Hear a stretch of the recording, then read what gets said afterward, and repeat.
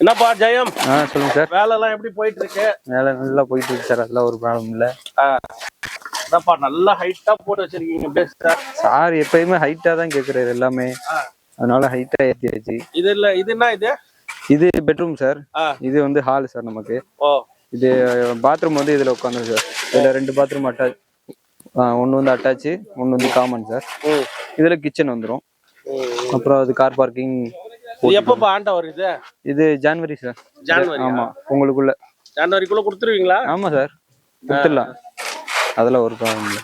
ஜெயம் சரிப்பா, நான் கிளம்புறேன். சரி சார், ஓகே சார், வாங்க வந்து அடுத்து உங்க ஓனரை வந்து பாக்குறேன். ஓகே சார், எல்லாம் நல்லா பண்ணிட்டு இருக்கீங்க. சரி சார், ஒர்க் எல்லாம் சூப்பரா போயிட்டு இருக்குப்பா. இதே கீப் இட் அப். நல்லா பண்ணுங்க, பண்ணிடுவோம். வரட்டுமாப்பா? ஓகே சார், வாங்க.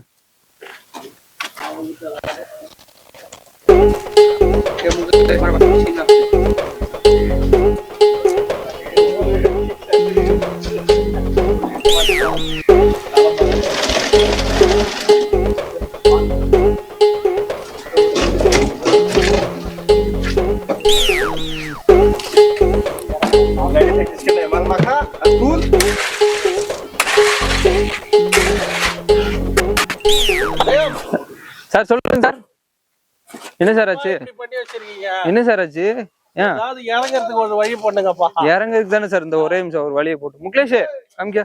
பப்பு காமிக்க மாஸ்டர் ये सीढ़ी लेके आओ, सीढ़ी लेके आओ.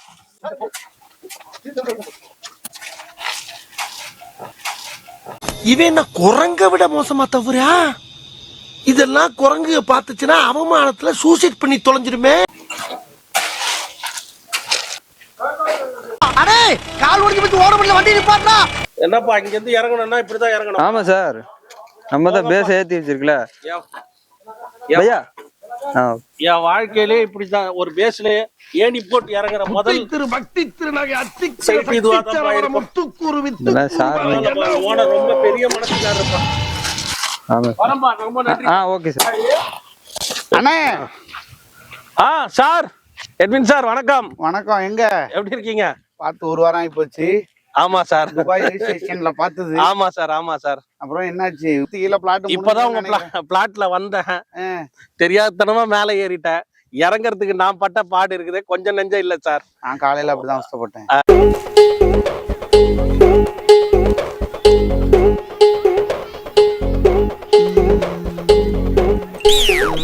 அதே நேரம் ஒவ்வொருத்தருக்குமே கனவு தான். அந்த கனவுல வந்து நம்ம விளையாண்டுற கூடாது. அந்த ஒரு ரீசன்னாலதான்.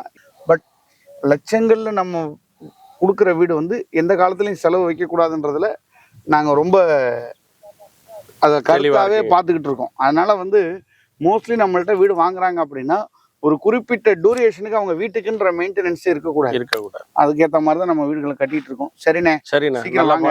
எனக்கு கொஞ்சம் அர்ஜென்ட்டா ஒரு மீட்டிங் ஒன்று இருக்கு, கிளம்புறேன். ஓகே, நான் வரேன். இன்னைக்கு ஃப்ரீயா இருந்தேன், அதனால ஒரு 8 சைட்டை வாங்க. அப்பப்ப நீங்க வந்து சைட்டை பார்த்தா தான் உங்களுக்கு நாங்க என்ன பண்றோம், எப்படி பண்றோன்ற ஒரு ஐடியா உங்களுக்கு வரும்.